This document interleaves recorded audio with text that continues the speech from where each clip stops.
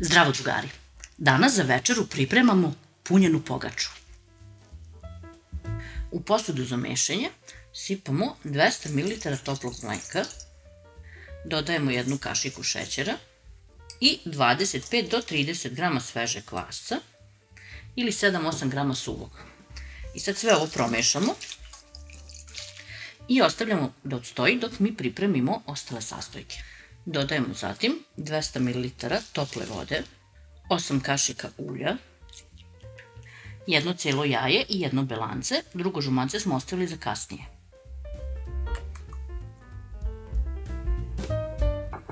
I sad sve to mešamo. U ovu masu dodajemo 700 g mekog brašna i 1 kašiku soli, a zatim sve varjačo mešamo.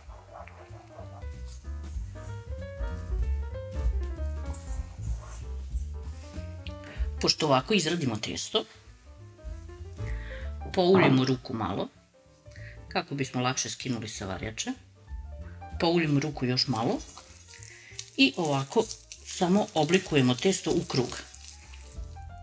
Pošto smo oblikovali testo, ostavljamo ga da odstoji 30 do 40 minuta, a za to vreme ćemo napraviti nadev. Dok ja to radim, vi brzo pritisnite dugme za praćenje kanala, a zatim zvonce kako biste redovno dobili informacije kada izbacimo novi video. Nadev možete da pravite po želji. Može da to bude neki, na primjer, pica nadev ili ovako nešto kao što sam ja napravila. Ovdje imam 250 g sitnog sira, 100 g izrendane pileće salame sa povrćem, oko 50 g domaćeg dimljenog suvog mesa i imala sam u frižideru 60 g tvrdog sira. Sve ću to sada promešam, neću dodatno da solim zato što je suvo meso već slano. Ukoliko ga ne koristite, a koristite sitni sir, obavezno posolite. Možete da koristite i feta sir, a ovo vam je jedan od najboljih načina da iskoristite ostatke koji su vam u frižideru. Odstajalo testo vadimo na brašnom posutu površinu. Posipamo sa još malo brašna, a zatim premesimo. Ovako dobijeno testo delimo na 2 dela. Svako ovo testo oblikujemo još u loptu.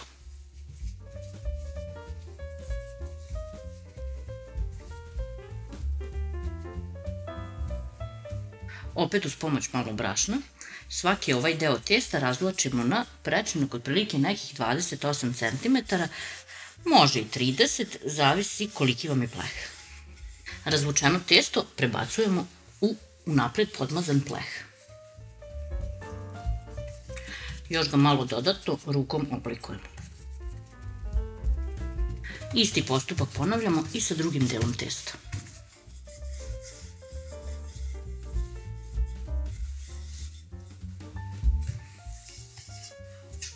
Kada ovo uradimo, oba testa ostavljamo da odstoje 30 minuta. Nakon nekih 30 minuta, ili kada ovo testo počne lagano da raste, umočimo prste u ulje, a zatim i u testo. I ovako bockamo okolo.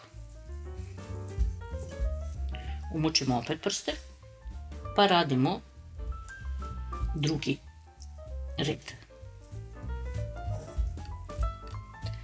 Još malo rukom napravimo te proreze malo većim, a zatim pola ovog nadeva isto možete rukom, stavljamo u te proreze.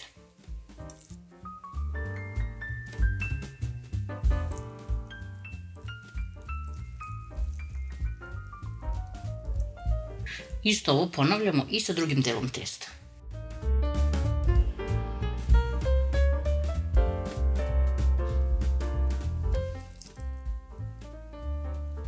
U žumance sipamo 1 kašiku mleka i mešamo sve zajedno. A zatim ovom mešavinom premazujemo testo.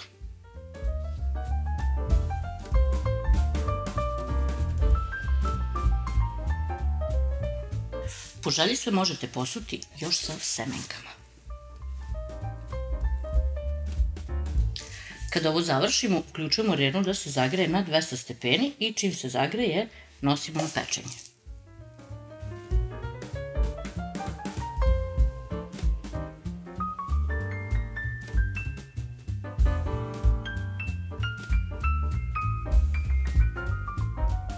I večera je gotova.